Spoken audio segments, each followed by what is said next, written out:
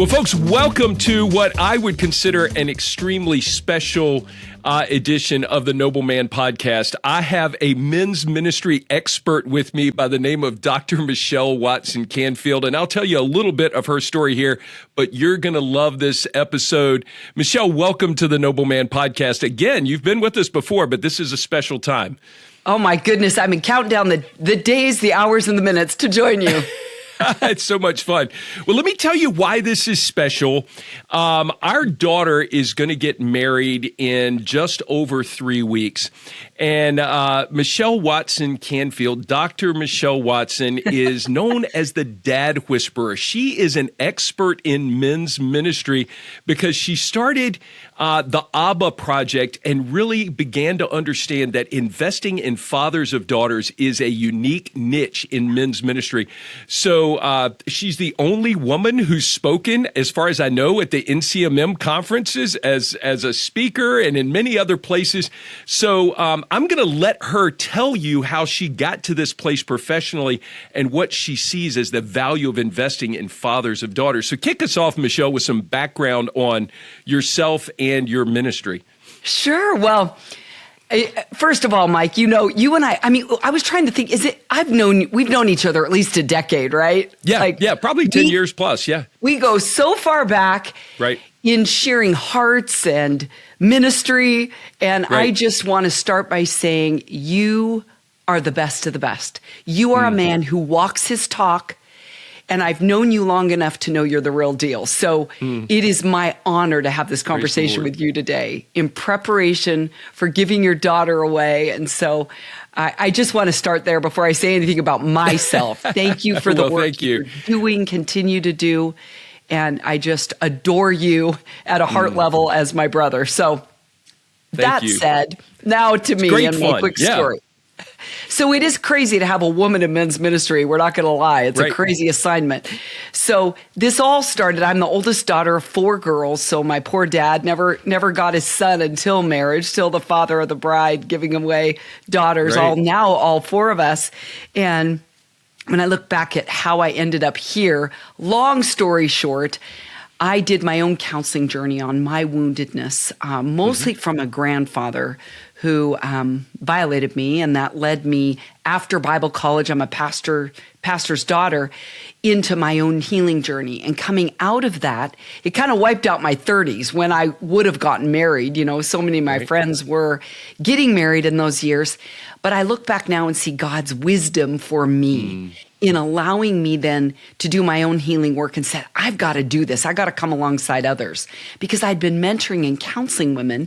I should say coaching, kind of in an informal way, since I was 19, in church settings and camp settings and retreat settings. And so again, putting all of that together, when I got done with my own counseling journey, I was like, I got to walk with other, men and women through their trauma in order to heal.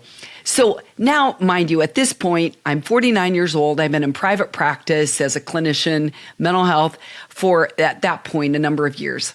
And I'm reading in Luke 1 in December of 2009, and I get to verse 17 of Luke 1, where God tells Zechariah, his son, who's not even born yet, John the Baptist, is going to help turn the hearts, not the heads, of fathers to their children. And Holy Spirit literally said, Michelle, that's what I want you to do. And I'm like, I think you got the wrong girl. I'm 49, I've never been married. Clearly, I don't have a way with men. What are you talking about? And yet I wrote 11 dads an email in January of 2010, whose daughters were my clients at the time in their teens and 20s, and said, how would you like to join me once a month for 6 months to see if there's a change in you, your daughter, and your relationship? And Mike, you remember the story. 10 of the 11 men said, yeah, we're in. I have had so many people say men do not say yes to something like that, an invitation, unless there's a crisis or a need. Right. But they felt that, right? And so they knew something's missing. And weren't you, let me just interject here, weren't you prompted by what you saw as some continuity across the experiences of these young ladies, that there was some part of what they were dealing with was, I don't want to call it brokenness, but maybe a disconnectedness of some sort in their relationship with their father. And we just have to stop, I think, and pause and remind ourselves that the heart of the Heavenly Father loves those girls, and that is the model for the earthly Father loving them. But we as dads miss it sometimes, so we need some help. And so you were able to see this is something that's broken that needs some help. Is that part of the story as well? Yes, and a more kind of, I would say, professional in my field way that we say it is we talk about ruptures and repair. And when, just like a bone, when there's been a broken bone, like you said, absolute brokenness, right? When the bone heals, it's stronger than it was before the break. So the hope we want to start by giving dads on the front end is if you have what I call a bombed out bridge to your daughter's heart, it's never too late to repair it. And knowing the hope is that doing the repair will strengthen your relationship more than had it never been broken. Right? So that's not the end of the story. So you're exactly right that when I invited these dads in for work to either repair bridges, assuage wounds, heal wounds, or fill voids where they weren't there, because there's both sides of the coin, right? Dads that either have been in divorce situation and pushed out, that might be your story, or you walked away or addiction took over, or whatever your story is, it's never too late. So you're absolutely right. Based on all of those stories that I had held in my heart and my hands with these women, mostly I would say teenage and young adult women were a lot of the population I've counseled through my career, though I'm 30 years in, can you believe that, of doing this work? And then coaching in kind of informal settings has been 45 years. And so again, bringing that experience to dads to help them understand their daughters. 10 of the 11 dads said, yeah, we're in. We'll do this with you. First year. We ended up going a year. That became the foundation for my first book, Dad, Here's What I Really Need from You, a guide for connecting with your daughter's heart.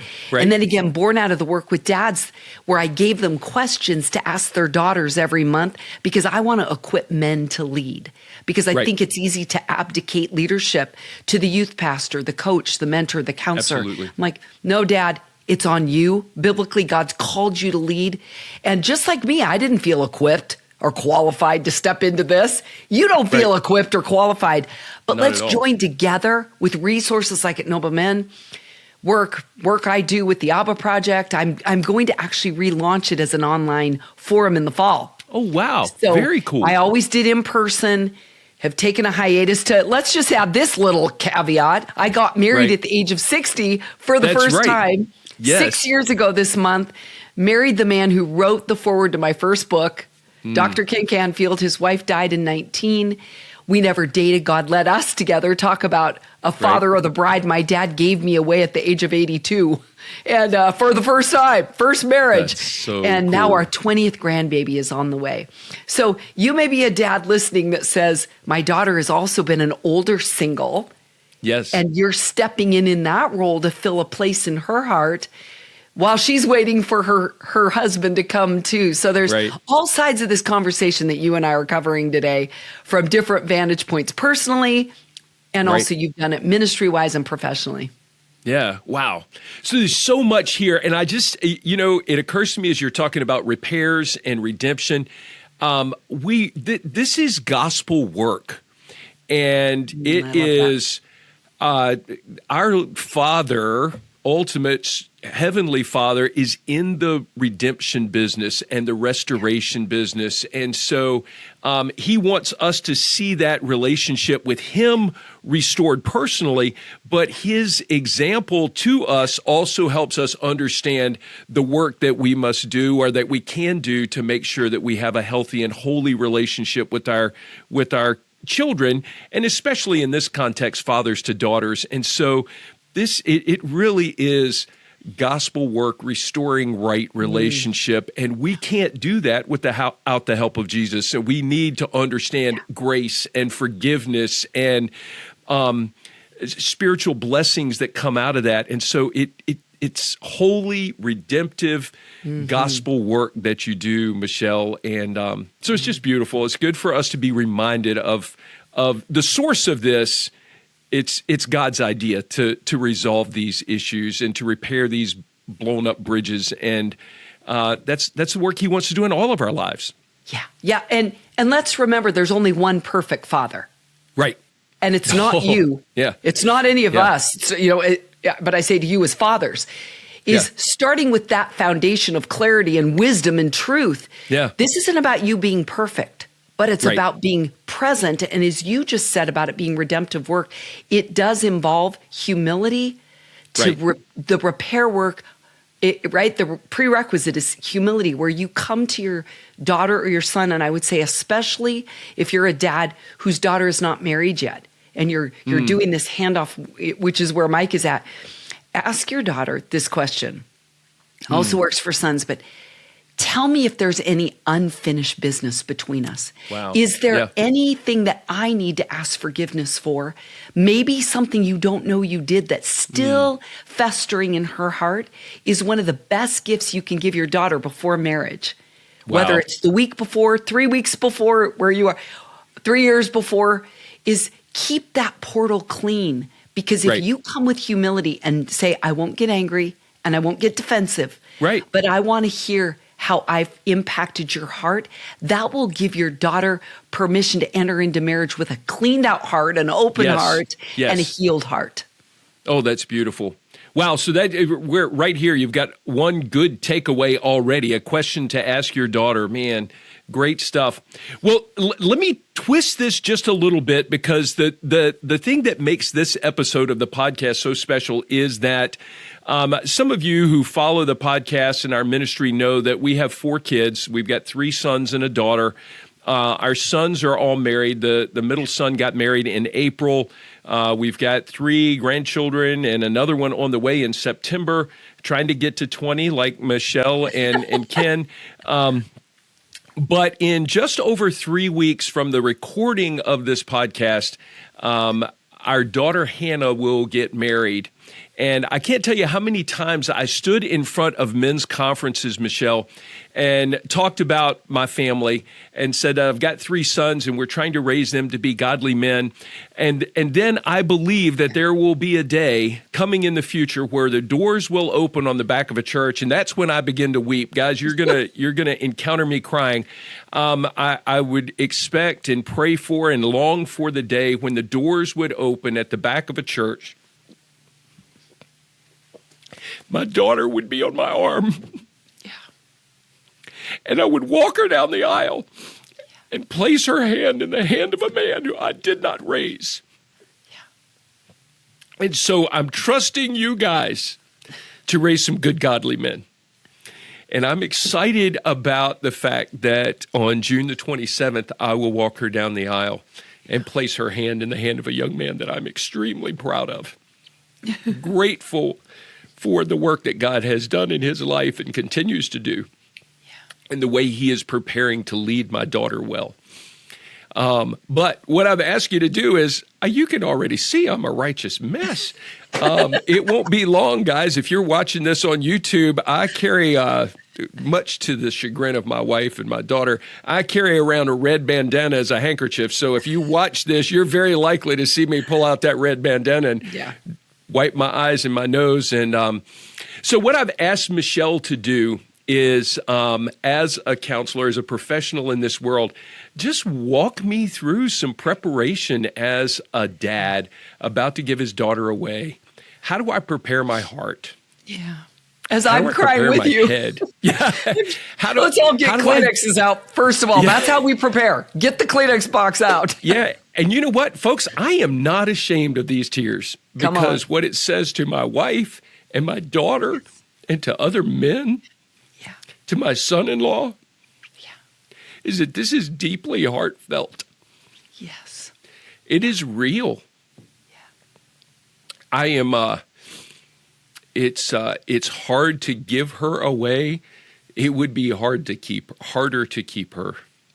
Wow. And so it is my privilege to bless their marriage.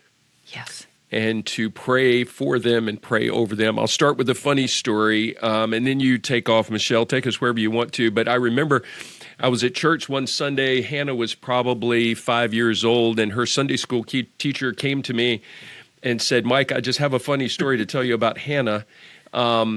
She said, they were doing something, and Hannah told me this morning She said, "Do you know my daddy prays for my husband? I don't even like boys. And my daddy is praying for my husband at night. And so I just don't even understand that." And so I just look back on that, and I can remind this young man who will be waiting for us at the altar that he's been prayed for and prayed over. Wow. Even before he knew Jesus, even before he knew my daughter. I love that. And so before she even liked boys. So what a gift. What a gift you're giving him. And you know what?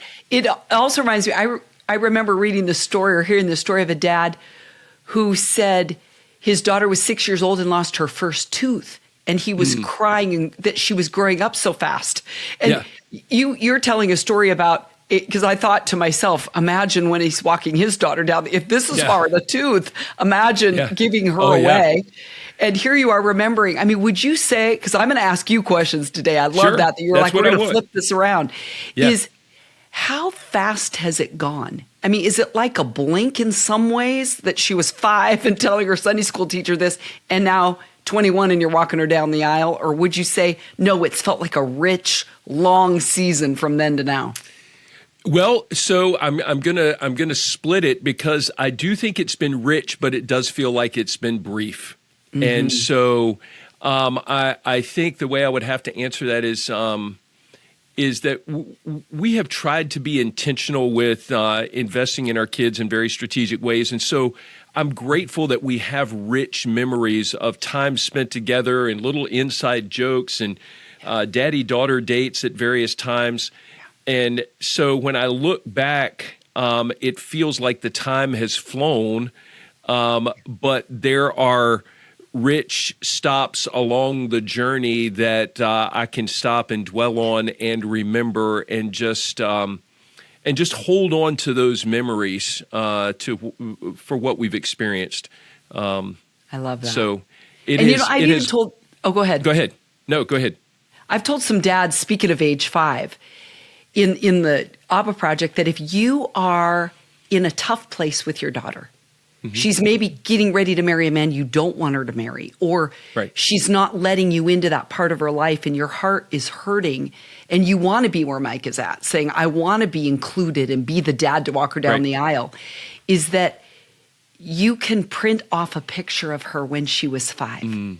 Print off a picture, big size, and you can just do it on your computer. So print it off so it's not professional, where you just take out a Sharpie and you write prayers on the top of that picture. Wow. To remember back when it was good between you. And when she would put her little hands around your neck and kiss your face and everything was good and easier then, that will help your heart stay soft and open toward her no matter where you are. Yeah, absolutely. And listen, Mike, guys, go ahead. You go. Well, I'll just tell you, one of the things that's beside her bed even today is a photo of a daddy-daughter date, and I wrote on it when I put it in the frame and gave it to her, I hope you'll remember that I was always your first and favorite date. And that has sat beside her bed at college and at home.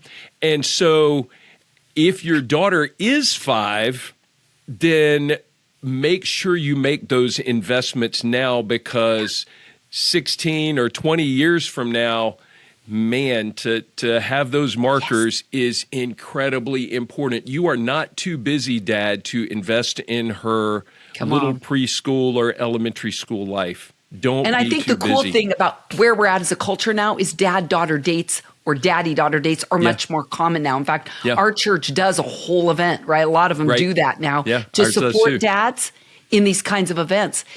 And yet, there's nothing like the one-on-one. Like, don't defer to the church or to a group to do it.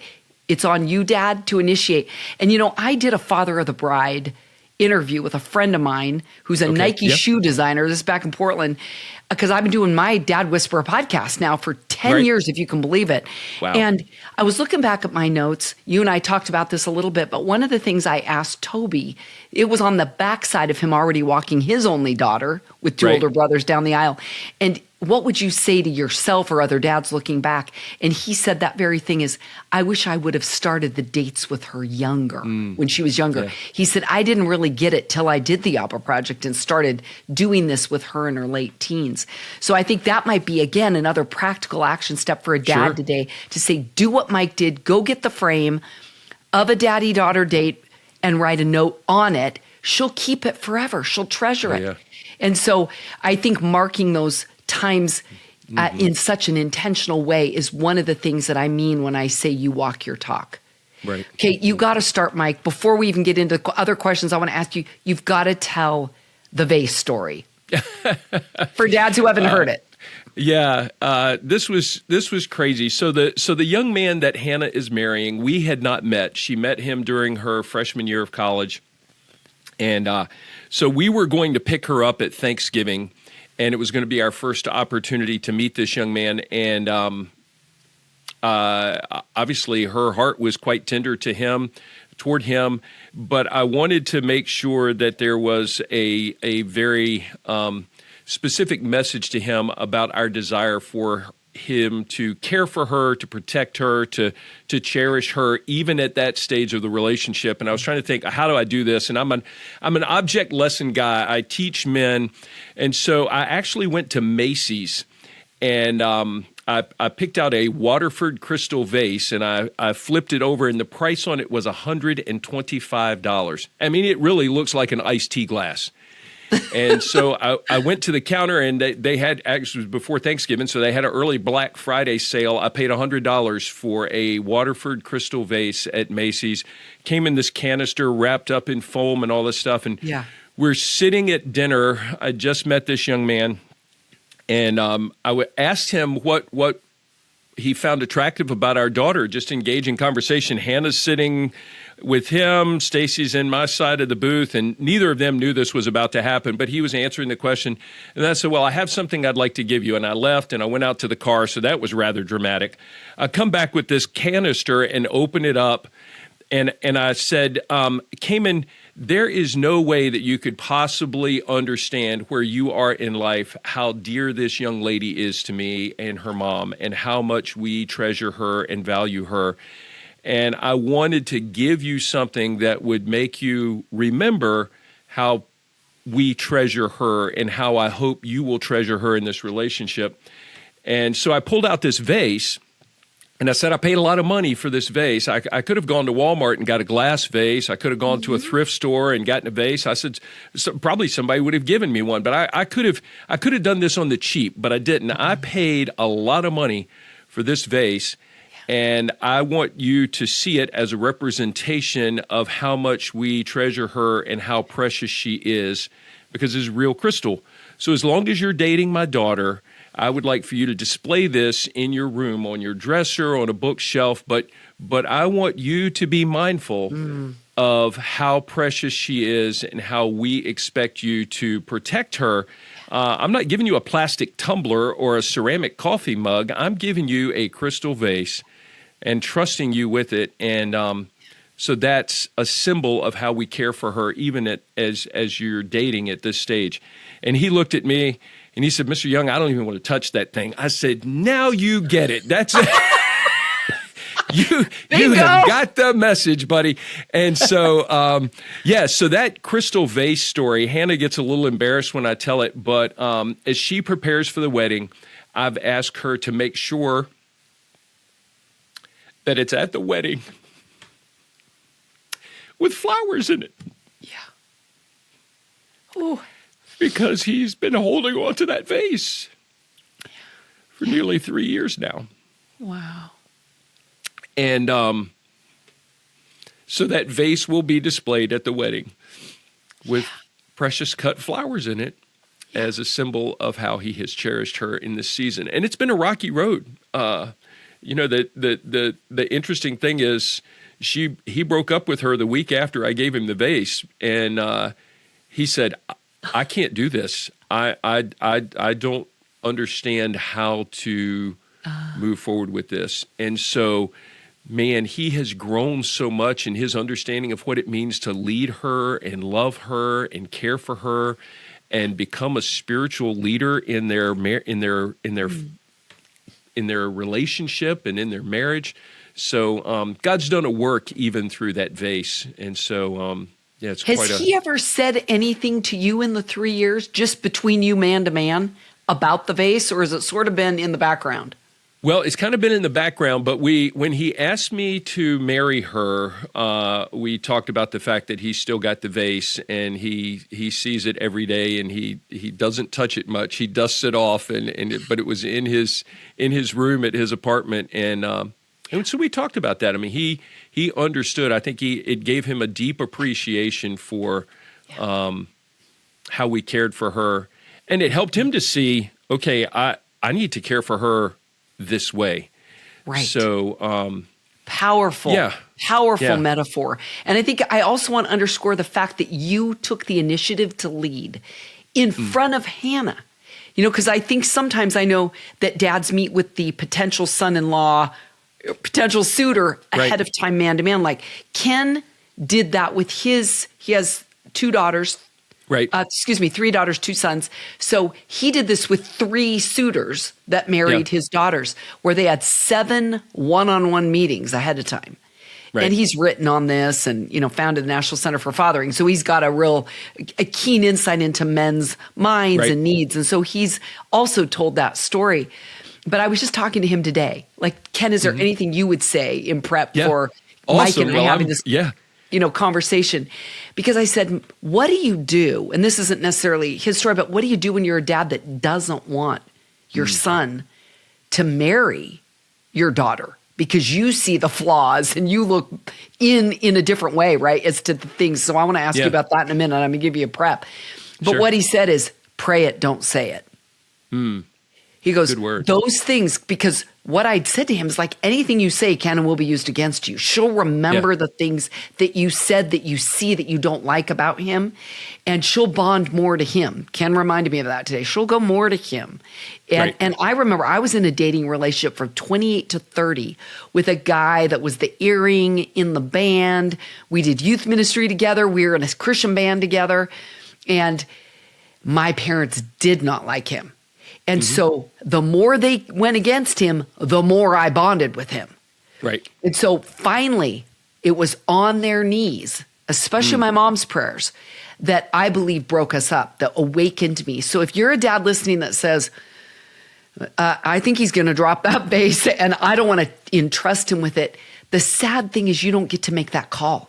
You've got to entrust her decision-making power before God, and you got to pray it, not say it. But what Ken did in those meetings with those guys is he had them write a letter, an essay, he called it. He did essay contests with dads around the country. So he loved inviting them to write an essay of what they love about his daughter. And then he surprised them at the reception. And he said he either memorized it or read it. And what that did to the whole group, many of them parents' friends, not the kids' friends, is it honored that man to say, this man knows his now wife. He sees the value in her character, and I'm applauding him as now the father-in-law before this group of people. But it is an emotional thing, isn't it, when you're going to the heart level about heart issues. So what I want to ask you, Mike, is through the 3 years, you said there have been ups and downs and all around. Sure. And he's come a long way. How did you navigate that part with you and Hannah where you're like, I see red flags, or I see maybe not things that aren't the man I prayed for her at that time? How did you deal with that, not only in your own heart and mind, but in your relationship with her? Well, and I would add another variable to that is my relationship with my wife, and so Stacey we're saw working the same through things, this to right? go. Yeah, I mean, so I would say where we ultimately ended up there, I learned to say, and listen, Cayman's going to listen to this, I'm sure. No one will ever be perfect enough to marry my daughter. Yes. I mean, just bottom line. And so what I had to do with my thoughts and my emotions in that is to realize that I wasn't perfect when I married my wife. There you go. So a good exercise in that was to look in the mirror and say, you know what I'd really like is a guy who has the spiritual maturity and the depth of a 40-year-old seminary-trained Christ follower who's discipling other guys and just rocking the world. But I wasn't that. That guy doesn't exist. And so what we had, not what we had to do, what the Lord brought us to in this is not to seek perfection, but to see potential and to stoke the flame of potential and cheer and affirm and be excited about what we saw and what we continue to see. I mean, I'm proud of this young man. I'm delighted. I see the way that he's working. I see his work ethic. I see some skills that he has that are different from skills that our family has. I see the way my daughter lights up when he comes in a room. And just the other day, she said this really cool thing. She said they're getting ready to go and look at apartments to rent in where they're going to be moving to. And she said, here's what's so cool. I just took a picture of my calendar and I sent it to Cayman, and Cayman did all the scheduling. He's figured out where we're going to go and what we're going to. He's taking the lead because she didn't want to deal with that. And she said, this is awesome. It's like a life hack. I just hand all this stuff to him and he solved the problem. And I'm thinking, there you go. This is the blending of hearts and lives. This is living the complementary marriage that God designed, because Hannah's going to bring some gifts and skills and talents, and he's going to bring some complementary gifts and skills and talents. And so if she were perfect or if he were perfect, they wouldn't need each other. But by God's design from Genesis, they need each other, and they will be better together than they are apart. Yep. And so those words to stop expecting or looking for perfection and to recognize potential, to praise potential, to encourage potential, to cheer for that, to affirm those things in front of my daughter, that was the posture that God began to give us in this whole thing. There's never, guys, just listen to me. There is never going to be anyone perfect enough. Right. So you just have to just mark out, I want the perfect guy. Christ is the only one. Right. And Christ has a bride. It's called the church. Yeah. So, well, I want to just even springboard off a couple things you said. Yeah. One is that it reminds me, this whole idea of potential, of one of the things my 35-year-old pastor says, who grew up, by the way, with an incarcerated dad who's still in and out of prison. So not a role model of what I'm going to tell you, that he reminds us. He always encourages us to say, when you're with someone, speak to their potential. Mm-hmm. And what many dads listening, if you have a daughter who's drawn to, I call it the dude or the dud, not the great guy, is that if you speak to the potential in that man, he may have never heard those words of affirmation from his biological father or God as a father. You get to step in a role to call out what you see in him. And who of us doesn't thrive in an environment like that? 100%. We want to be more that person, a woman or a man. And so that may be a skill set for a dad to be taking away from this conversation today. Even if his daughter isn't engaged yet, how can you speak to the potential? Because like the love bank principle is 5 deposits to every 1 withdrawal, is think, affirm, call out, speak out. And so that's one of the things I want to highlight, that you did well and that you are doing well and that you will need to keep doing well once they're married. Exactly. Right? Yeah. This doesn't stop. And I think I want to underscore that too, is knowing that when your daughter walks down the aisle, and we're going to talk about that in a minute, is what do you imagine that to be like as you're giving her away? Because it's an interesting phrase we use, is it not? To give away. Because you're not really giving. I mean, she's God's gift to you. Right. And she was never yours to hold anyway. But you're giving this gift by faith to another man, affirming, speaking life into that marriage, that you believe in marriage. It's biblical. Right. And now how do you bless that in Jesus' name as a father? But going back to this idea, speak to your potential. But I think another thing I want to ask about is, you mentioned Stacy. What has this been like for your marriage, for your relationship, where she had a dad give her away to you once, but what's that side of it been like in your marriage as you've prepared for wedding day? Yeah, well, this is our fourth wedding. The previous weddings have been our sons getting married, so that's been a different side of the equation. And so this being the final child to get married, we've had to talk about what are our hopes and dreams, and how have we navigated? Do we like this guy? Do we die? I mean, we've had all of these conversations.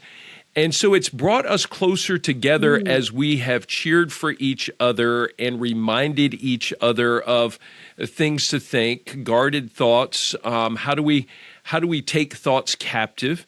How do we love well? And part of what I would say here is we have tried to watch other families, other couples. In some cases, they push their daughter away because they dislike the guy. And so you have that ditch that you can fall in. But then there's also the ditch that I see some folks fall into where they like the guy too much, and then the girl rejects the guy, or they get too close. And so I've got a good friend, Kenny Hood, says Satan doesn't matter which ditch you fall into as long as you fall into a ditch. And so part of what God has allowed us to do is to encourage and coach each other to not lean in too far one way or the other, and to try and keep, what is the relationship here? If they're not engaged, here's a crazy thing. We took family photos with Stacy's family last Christmas. And the rule was, if you don't have a ring on a finger, then you're not in the family photo. And so Cayman had to sit off to the side and sit this one out because, the rule is if we're not headed in that direction, then and so I guess my point is there are points at which you elevate the relationship, and you lean in further, or you keep some distance so that it's safe for you to, because we want our daughter to confide in us when there's difficulty in the relationship. We want to maintain that relationship because our relationship with her is primary at this point over our relationship with him. So we have to keep those doors open so that she's change talking to us. After the wedding? I hope so. What we've seen with our sons... we've seen with our sons is, our boys used to call us and tell us everything. This happened, that happened. We're not the first call anymore. Right. And so part of what we have arrived at this stage in our marriage is we should no longer be the first call for any of our kids. Yeah, absolutely. When they leave and cleave, then their first call should be to their spouse. Patrick Morley says, after God, but before all others. When he's speaking to men, he says, after God, but before all others, your wife. And so I think that needs to serve for my daughter as well. If she's in a crisis, unless it's a crisis with him, and quite honestly, if it is a crisis with him, I'm probably going to say, hey, we're not an escape hatch here. Yeah. You got to deal with this locally. And so so this is putting Stacy and I in a place where we're talking more and more about what does this new season of life look like for us with 4 married kids living in 4 different states. And so grandkids that you're stepping in. Yeah. And you guys have been married how long now? In June, we'll be 33 years. Wow. Yeah. And one of the things that, again, I've loved knowing about you is you guys are best friends. You've modeled to your children the leave and cleave, the till death do us part, the you are first. And we have attempted to. I don't know that we've always gotten it right, but it's... But for the most part, you guys come back together and you've modeled that. Okay, before we get to the wedding, I got one more question for the prep. Sure. Yeah. On this side of preparing to walk her down the aisle is how have you built a relationship then with Cayman in this either pre-engagement or engagement period? And again, like you're saying, you don't have a playbook for this, but this is just your story of how you navigated that. So guys can say, hey, I like that. I'll follow you, or I'll do it different. Yeah. So a couple of things, and I'm in a unique space as a men's ministry guy. And so those of you guys who listen to this podcast, you know who I am and what I do. So my sons were even talking about this. They said, none of us had as hard a time talking with the father of the bride as Cayman did. He had the toughest assignment to go talk to the men's ministry guy. Come on. So, but props what have to I Cayman done? right here. Yeah, exactly. You did it. Well done. Exactly. Very courageous. So I gave him the book Point Man. I've tried to resource him, and so I love Is that Steve Farrar's book, Yeah. Point Man, yes. And so I gave him the book Point Man, and he read it, and I didn't do a great job of following up with him about that, but he read it, and it gave him some insights, gave him some clues. I said, this is a book that really gave me some insights about what it looked like to be a godly man, a godly father. I introduced him to BetterMan, which is a great curriculum that you're familiar with. And Love so it. he's gone through a portion of that. I don't think he finished it with some of his guys. What I wanted to be careful with in this is, here's an interesting statement. If Cayman were nearby, and he lives in Lynchburg, if he were nearby and not dating my daughter, he's the type of young man I would want to disciple. But because he was dating my daughter, I wanted to resource him and connect him, but I didn't want to be a primary discipler in his life.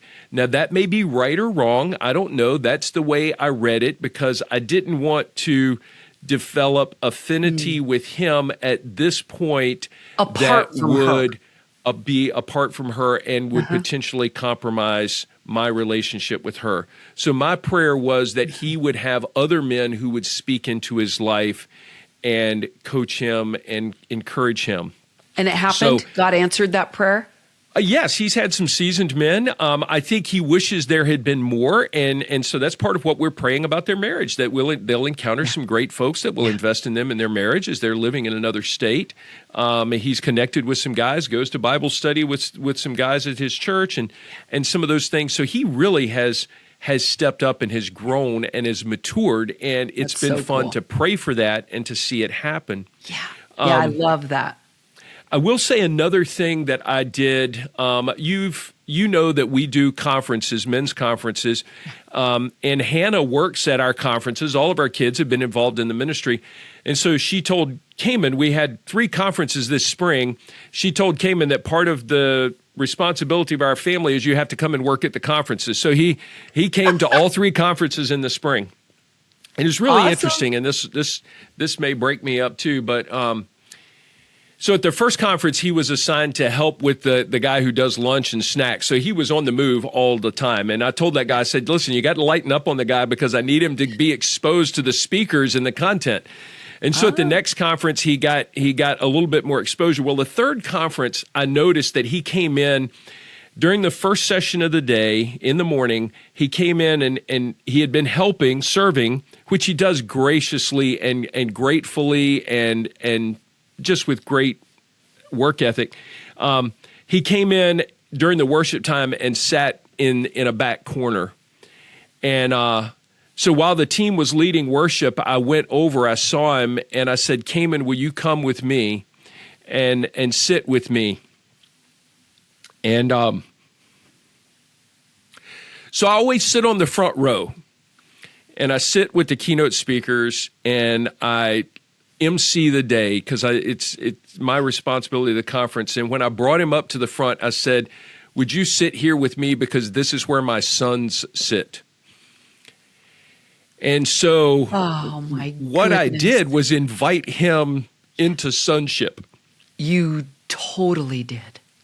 And it was I had not intended it. It's just what the God laid on my heart in that moment. Yeah. And so whatever that looks like, I guess I would say, what is the transferable principle here? And maybe the transferable principle is to invite your son-in-law into sonship. If you have other sons, what experiences can you have with him that would give him an opportunity to have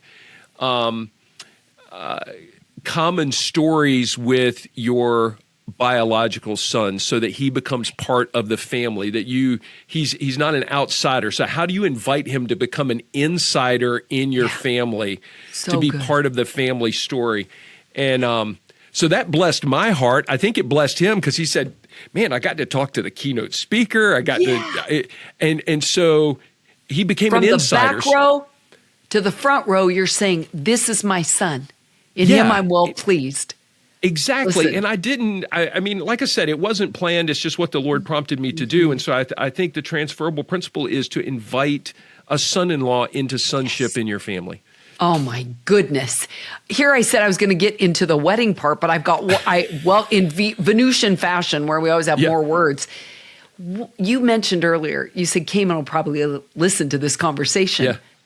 What do you want to say to him right now from your heart 3 weeks before he marries your daughter? Well, when so I met with, we had that conversation where I gave him the vase at a dinner, and my wife Stacy and Hannah were both there, but he met with me at a restaurant to ask for our blessing on the marriage. So it was just he and I. And so it was a privilege to talk with him about this is a lifetime. And so this is a holy commitment. This is not a temporary assignment. This is you loving Hannah as Christ loved the church, and her submitting to you, not because you demand it, but because she believes in your leadership and she trusts that you have God's leadership and her best interest at heart. And I even said some hard things to him, like Hannah's going to be a nurse. She'll have a great job. She'll have insurance. But I said to him very forthrightly, from the time she's been a little girl, she just wants to be a wife and a mother. Yeah. And so, Cayman, you're going to have to plan financially, lifestyle-wise, for her to live out God's design for her life. And so, please How understand did he take that. Oh, I think he knew it. And it was just reinforcement coming from me. I said, if your plan for the future and for y'all's flourishing as a family requires, if your thought is she's going to need to work because she'll have good insurance or we're going to need her income, I said, you just need to be careful that is not going to be the scenario where she's going to flourish most. And so I don't mean to be harsh with that. It's just a reality of how God designed her and what her heart, her little tender heart has wanted to be a wife and a mommy forever. And you're the guy. I'm proud of you. And I'm excited about this. And she even in one of their difficult times, she said, I have to break up with him because he's not ready to lead me. But I'm jealous. I can't marry him now, but I'm jealous of the girl who he will marry if it's not me because I love him so much. I mean, she said some very sweet and tender things. Wow. But she called him higher. Oh, yeah. Saying, I love him, but he's not there yet.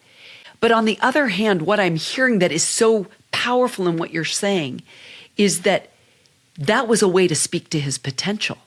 Oh, 100%. Out of love for her, that called him higher. It seems like, it was rejection. I don't hear it that way. And so even when you're telling me you sat across from him when he asked for her hand, if you want to go with that old-fashioned phrase, is that I hear a young man who's teachable. Yes, 100%. Who's willing to grow, who's open to input. I mean, these are qualities in 20-somethings that aren't always there. This is a rare man. Who is a gift to your daughter. Absolutely. And that's what we continue to celebrate and delight in. I mean, he didn't run away, he ran to.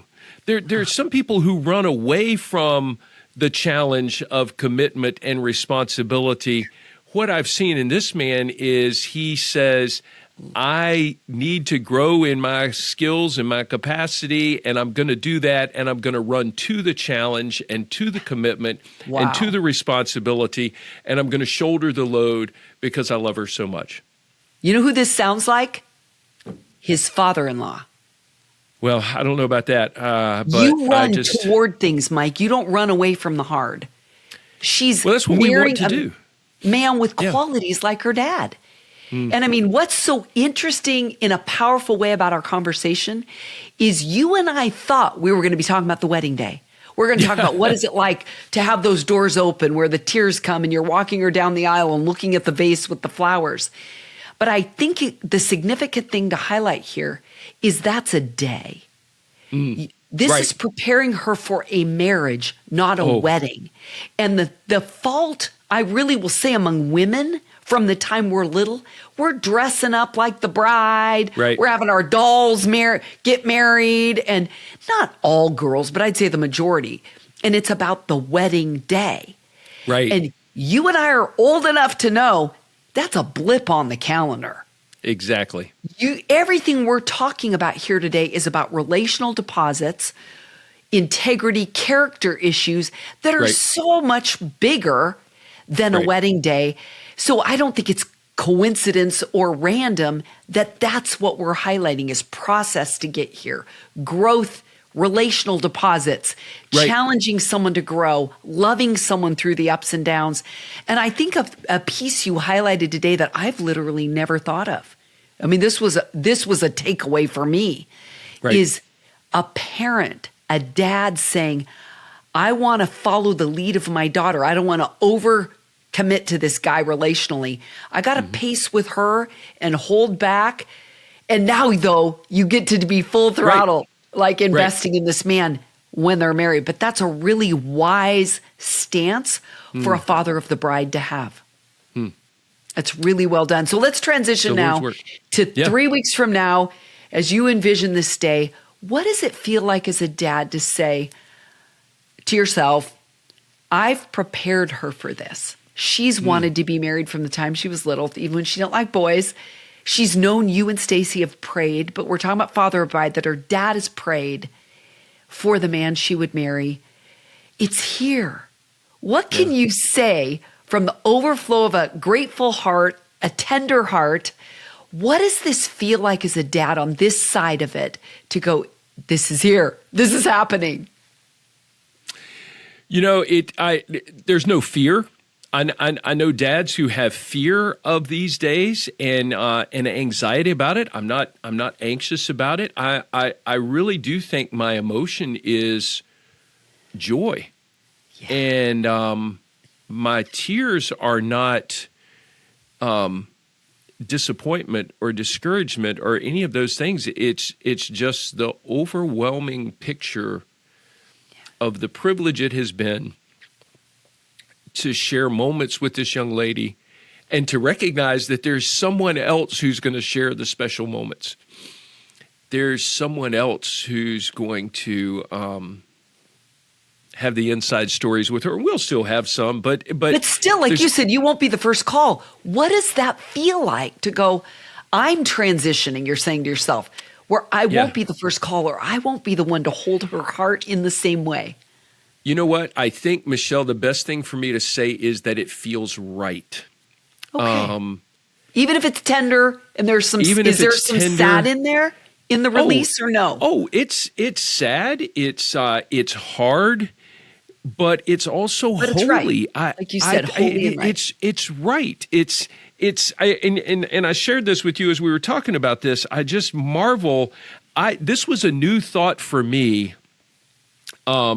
Someone mentioned it, I can't even remember who, in the last couple of weeks, about God bringing the woman to the man. Never had this thought, honest to goodness. And so why does the father escort the bride down the aisle? Well, why does the pastor say, who gives this woman to marry this man?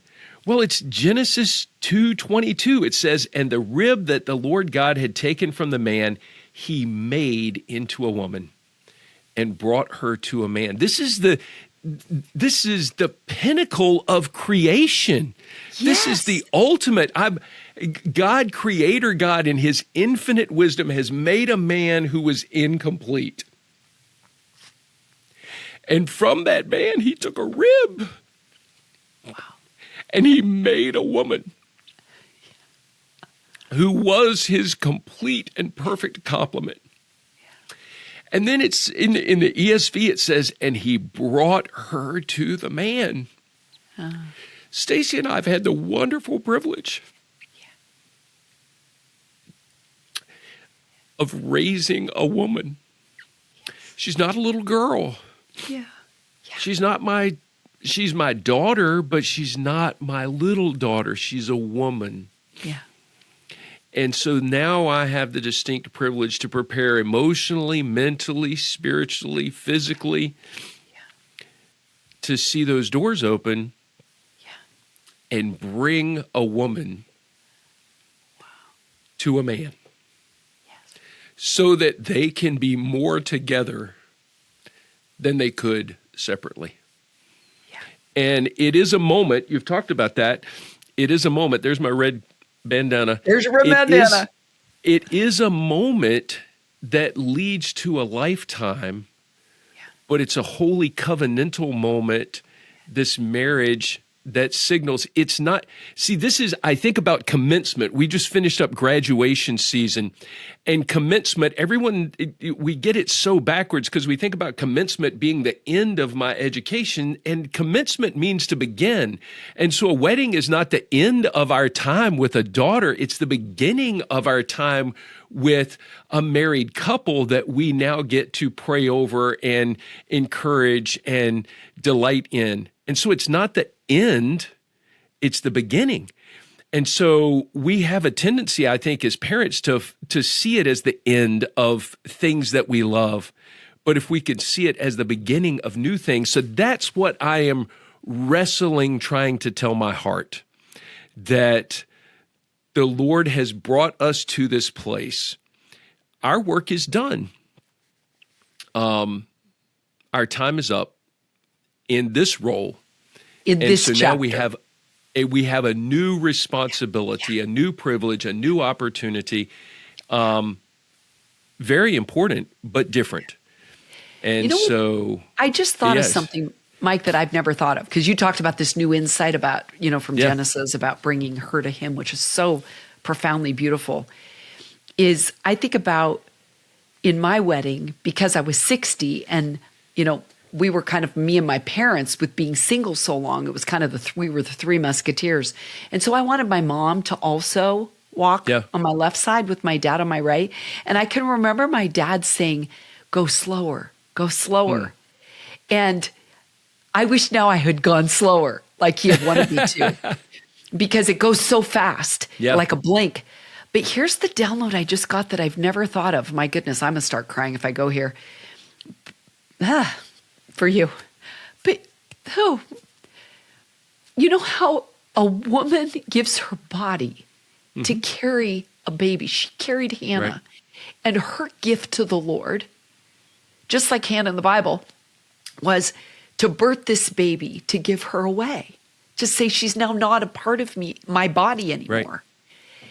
In a way, I wonder if you as a dad walking her down the aisle on the commencing of her birth into the world, the commencing of her birth, if you will, into marriage, it lets you experience something akin to a woman giving birth. And I've never thought of that. Yeah. So you were just speaking of, I would be amiss if I didn't encourage you on that walk down the aisle to be tapping into connecting with God as a father. Who brought her, Eve, to Adam, and going, what is this like to partner with God as a father in giving away like he did with Eve? But also I wonder about the female side of this, and if you want to call it female, of knowing that you're walking her and she's leaving and cleaving, and it's somewhat of a similar. She's no longer part of me. Path, yes, in the like Stacy went through, and I've never thought of that till right now. Yeah. That's intriguing. It is the birth of a family. We talk about this. It's the birth of a family. So there's something holy there for us to talk about. I will lighten the mood just a moment with this fun story. Here's Cayman again in his personality that we just delight in. Hannah asked him if he thought she would cry, or if Hannah asked him if he would be crying when she came down the aisle. Oh, if he would be, okay. Because I got to tell you, one of my favorite photos of our oldest son's wedding, the photographer got a beautiful photo of a tear rolling down Tim's face. He's standing there in his uniform as his bride comes down the aisle. And so it's just beautiful. Our boys, I think, have all wept as their brides come down the aisle. They are your sons. So Hannah, apple tree. Sadly. So Hannah asked him if he was going to cry, and he said, "Yeah, your dad will be coming right at me." So this will be a tear-filled celebration with joy. So I love that. But I just love that, and I think it's a picture of just a wonderful sense of humor and delight, and it's preparing coming. for this is what's that? It's coming. We're counting down the hours and the days and the minutes for this. And it is very different because we've married off 3 sons, and I've felt like, okay, my boys are ready to go and lead. Yeah. And they don't know everything, but they've been exposed to a lot. They've got tools in the toolbox so that they can move forward. It's very different to walk my daughter down the aisle. We've cared for her differently. Her brothers know this. I mean, they had beat up vehicles, and I didn't care if they broke down and they ended up on the side of the road. They'll figure it out. I did not want my daughter breaking down on the side of the road. And so she's just been treated differently because she's a crystal vase. Yes. And so we are excited about what the Lord is putting together and the covenant that they will share, and the impact that this will have not only on our family and his family and their future family, but generations. I mean, we're praying for generations of Christ followers legacy to come out of this. Yeah.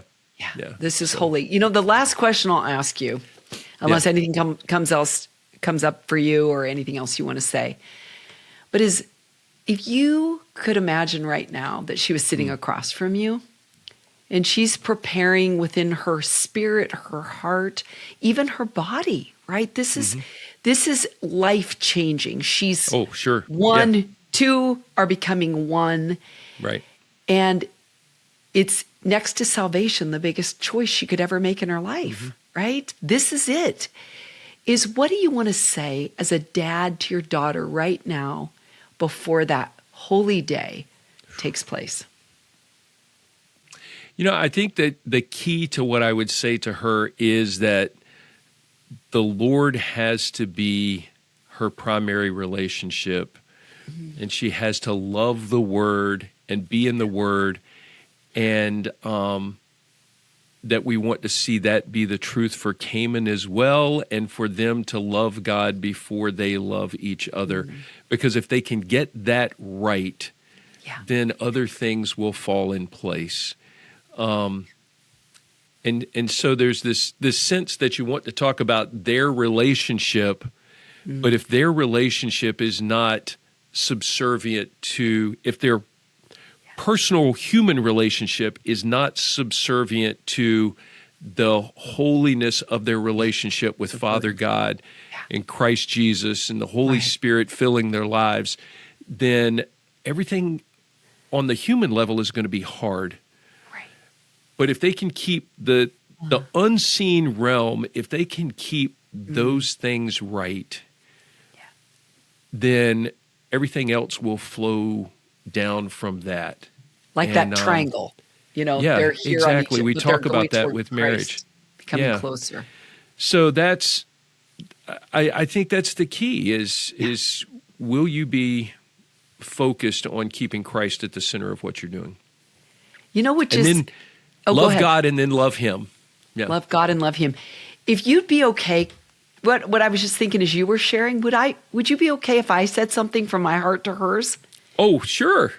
It'd be if a blessing. She listens? Yeah. Oh, she will.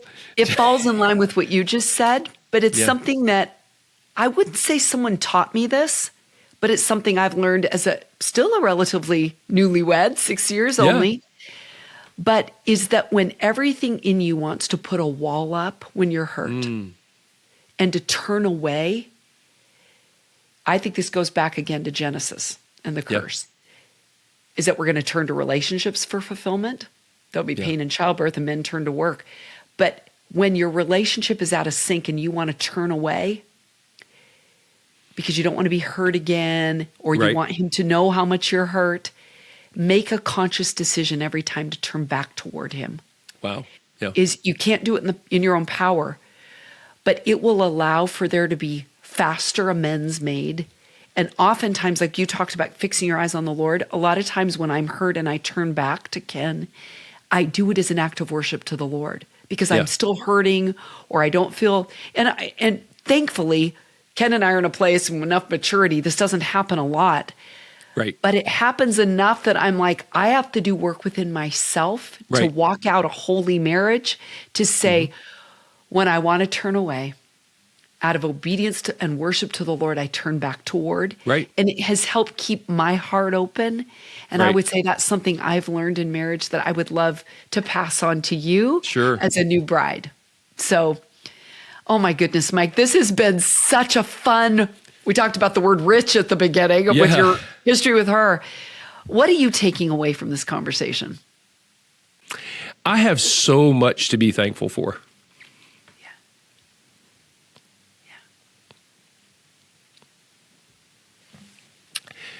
For my own marriage. And how God has allowed Stacy and I to do ministry together. This has not been easy.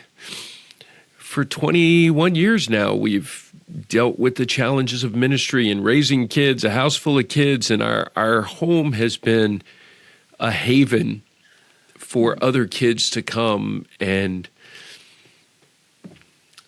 be exposed to a peaceful home. We still have friends of our kids who talk about, we like to come to your house because it was peaceful.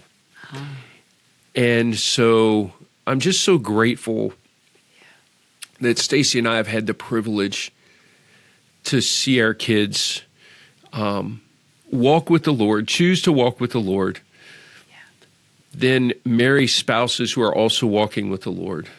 Begin to raise children that are being raised in the church. I mean, last Sunday we were in Clarksville, Tennessee with my oldest son and 3 children, and I just stood there singing hymns and delighting in the fact that our grandchildren were being exposed to the truth, and that being in church on Sunday morning worshiping is normal for them. And so my heart is just gratitude for what the Lord has done, and delighting in seeing his promises fulfilled in this way. It's a beautiful thing. Love it. And so I'm grateful for that, grateful to Stacy, grateful for the Lord. And I hope, honestly, as a men's ministry guy, that this is an encouragement to some other guys.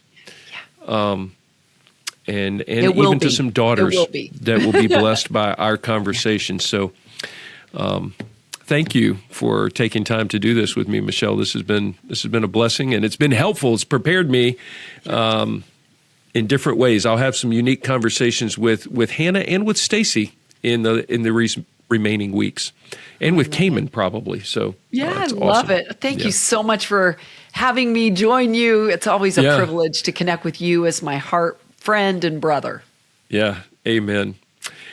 Well, thank you so much, folks, for joining us for this very unique episode of the Noble Man podcast with our guest, Dr. Michelle Watson Canfield, the Dad Whisperer. We'll put the links to her books that she mentioned and her podcast in the show notes. But I would just encourage you to follow Michelle. Her insights have been a gift to me and many others. And we've talked about having her come and do a tour in Virginia, and that would be so cool if, so guys, if you get to the end of this, ping me and say, yes, bring Dr. Canfield, Dr. Michelle Canfield, and let's do a tour in Virginia about how to help dads do a great job with their daughters, because she's the expert. So any final words, Michelle, before we shut down this episode? Well, the thing that comes to me is just know how much I'm celebrating with you and Stacy, of course, but that now you get to add father of the bride to your resume. Yeah. And what I'm saying from my heart to yours, and I'm going to be with you on June 27th in my heart, but I'm excited on the backside of this to talk with you again and find out what was it like to go through this with an awareness that you are building a bridge to God as a father in a unique way by that event and your role that day. Yeah. So I'm excited for you. And what I'm saying is not just I'm excited for your daughter and what she gets to experience, but I'm excited for you and what God is going to awaken in your heart in new ways that are even going to impact your marriage and your ministry. So well done, my friend. New insights for sure. Well, I appreciate that. Well, God bless you, friend, for being with us. Folks, thanks for joining us for this episode. We'll be back next week with another one, and maybe I won't cry during the next one. I'll try not to. But if I do, it'll be okay. God bless you, men. Take care.